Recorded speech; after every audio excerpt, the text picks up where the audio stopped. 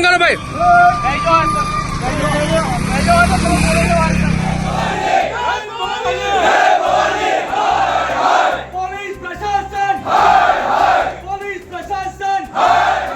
વડાલી અરવલ્લી મહાકાલ સેનાના વડા વિકી બાપુની પોલીસે ધરપકડ કરતાં પોલીસ અને આંદોલનકારીઓ વચ્ચે થયું ઘર્ષણ. મોટા નેતા ધારાસભ્ય રમણલાલ વોરાની સભામાં રૂપાલા હટાવોના નારા લાગ્યા.